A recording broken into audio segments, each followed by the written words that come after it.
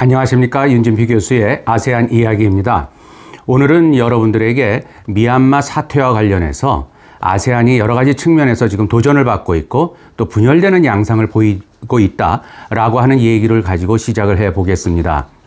자, 미얀마 사태라고 하는 것은 지난 2월 1일 날 미얀마 군부가 쿠데타를 일으키면서 정권을 자기네 수중으로 다시 가지고 들어가고 그 이후 어제까지 보면은 거의 700여 명의 민주화 시위를 하는 국민들을 사살을 하고 하는 지금 그러한 아주 심각한 상태로 들어와 있습니다. 모든 것이 굉장히 어렵게 힘들게 진행이 되고 있는 상황 속에서 과연 미얀마가 가입해 있는 아세안 10개 나라를 아세안이라는 이름 속에서 미얀마를 향해서 어떤 목소리를 내고 있는가라고 하는 것이 참 우려스럽게 지금 전개되고 있는 면이 있습니다.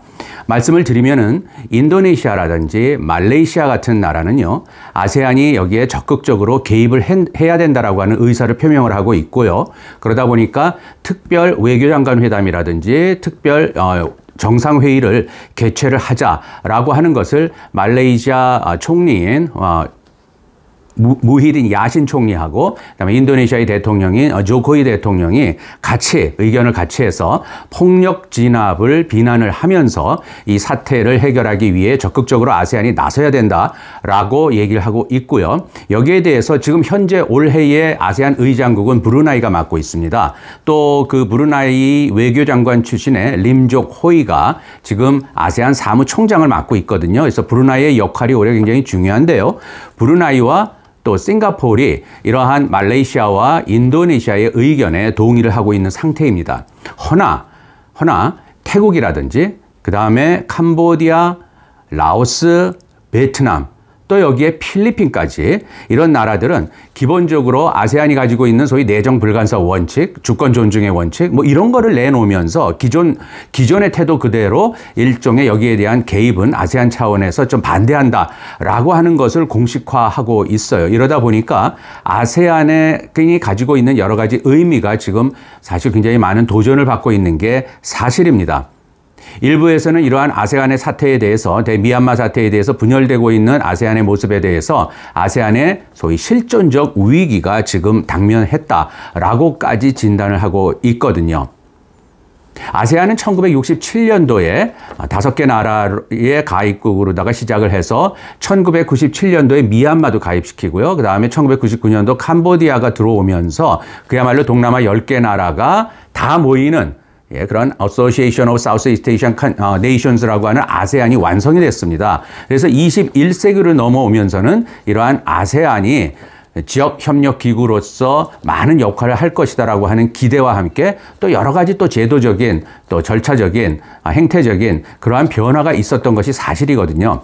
2008년도입니다. 2008년도에 아세안은 앞으로의 아세안 공동체, 즉 아세안 10이 모여서 하나의 커뮤니티식으로 운영을 해나가고 발전하자라고 하는 것을 약속을 하면서 아세안 차터, 아세안 헌장이라고 하거든요. 이게 나라로 보게 되면 이게 하나의 헌법과 같은 것인데요. 이것을 발효를 시킨 아주 중대한 그런 발전을 2008년도에 했어요. 그리고 공식적으로 2015년도에 소위 아세안 커뮤니티를요, 정치안보 공동체, 그 다음에 경제 공동체, 그 다음에 사회문화 공동체 이렇게 3가지 공동체를 2015년도 말에 공식적으로 출범을 시킨 상태입니다. 그러다 보니까 현재 이러한 아세안 공동체를 지향을 하는 데 있어서 나아가고자 하는 여러 가지 절차들, 프로그램들이 많은 또 발전을 한 것도 사실이고요. 그걸 통해서 아세안은 세계 외교 무대에서도 하나의 목소리를 내고 또한 그렇게 발전해 나가는 중요한 모델로서 평가를 받고 있었던 게 또한 사실입니다. 허나 2014년도에요. 태국에서 쿠데타가 있었죠. 이 쿠데타 이후에 아세안은 태국의 쿠데타에 대해서 어떠한 하나의 목소리를 내지를 못했습니다. 이것이 결국에는 아세안이 국내 문제에 대해서는 묵인하는 태도를 그대로 가지고 있다라고 하는 비판을 받을 수밖에 없었던 것이죠. 이것이 결국에는 바로 올해 미얀마의 군부 쿠데타가 일어나면서 아세안의 일부 국가들은 아세안이 적극적으로 인권과 민주주의라고 하는 가치를 같이 놓고 가고자 우리가 약속을 했기 때문에 이러한 측면에서 미얀마 사태에 대해서 개입을 하고 목소리를 내야 된다라고 하는 반면 여전히 주권 존중, 내정 불간섭 원칙, 이거는 소위 아세안 웨이라고 해서 다른 어떤 국제 기구와는 좀 다른 아세안 나름대로의 특별한 의사결정 방식이거든요.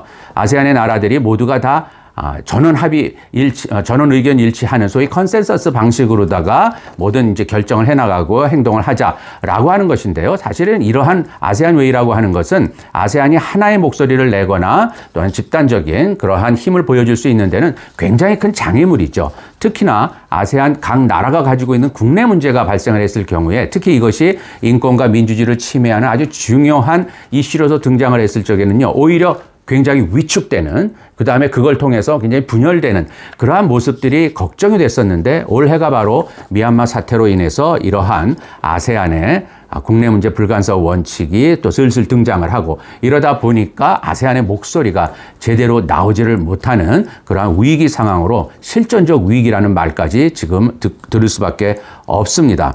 제가 보여드리는 것이 이게 바로 2015년도에 시작된 아세안 정치안보 공동체의 하나의 비전을 보여주고 있는 그림인데요. 보시면은 일본이 가치와 규범을 공유하고 또한 규칙 기반하는 공동체를 건설해 간다라고 이렇게 규정이 되어 있습니다. 포괄적 안보 책임 공유 및 안정되고 평화로운 지역 건설을 한다. 이게 두 번째 목표. 세 번째가 상호 의존적인 세계에서 능동적이고 개방적인 지역 건설을 해 나가자. 이러한 큰 지역 정치안보 공동체의 세 가지 목표를 제시를 했거든요. 그중에 바로 첫 번째, 가치와 규범에 공유해서 규칙 기반의 공동체를 만들어가자라고 하는 이 첫 번째 목표는요, 매우 중요한 아세안 정치안보 공동체의 첫째 목표예요.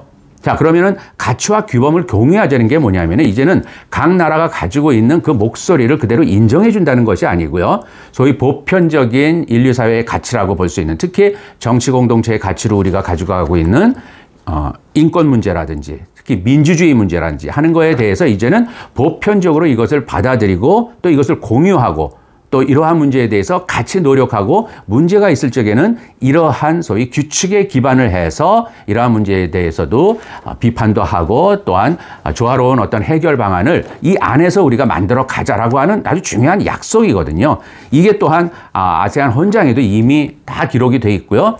아세안 인권 헌장이 또한 나와 있습니다. 이 아세안 인권 헌장도 이 속에서도 바로 이러한 가치와 규범을 공유하고 공동체를 건설해 가자라고 하는 해야 된다라고 하는 매우 중요한 목표를 제시를 해놓고 있어요. 지금의 상황이라고 하면은 이러한 아세안 헌장과 아세안 인권 헌장과 같은 것도 거의 지금 무력화돼 가고 있다라고 하는 그러한 좀 비판을 들을 수밖에는 없습니다.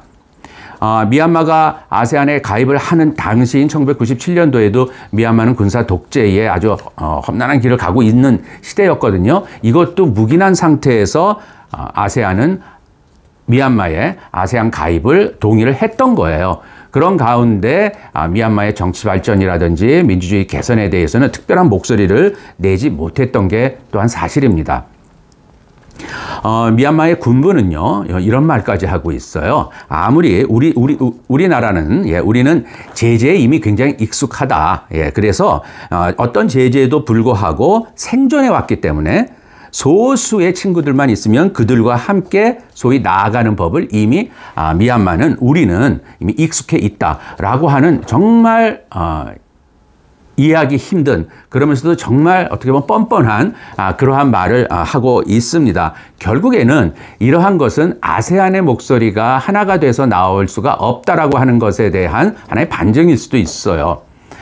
이렇게 올해 미얀마 사태에 대해서 인도네시아나 말레이시아가 이러한 문제를 적극적으로 제기하고 싱가포르와 브루나이 의장국으로서의 브루나이가 같이 동의하고 있는 모습은 나름대로는 발전이라고 볼 수가 있지만 여전히 군부 쿠데타의 경험을 가지면서도 옆에 있는 나라들 또는 국제사회에 대해서 여기에 대해서 그냥 침묵하고 있는 소위 태국 같은 나라, 그 다음에 캄보디아라든지 라오스, 이미 이런 나라들은 공산당 독재 국가로서 이미 유명한 나라들이기 때문에요. 여기에 또 필리핀까지도 내정 불간섭주의라고 하는 기존의 아세안 웨이 방식을 그대로 되뇌이면서 이 문제에 대해서 어떤 특별하게 아세안이 하나의 목소리로 뭉쳐가지고 미얀마 사태를 적극적으로 해결해 보자라고 하는 이러한 태도를 안 보이고 있다라고 하는 것은 매우 우려되고 있는 측면입니다. 그러다 보니까 결국 아세안이 가지고 있는 지난 50여 년 동안의 여러 가지 성장의 모습의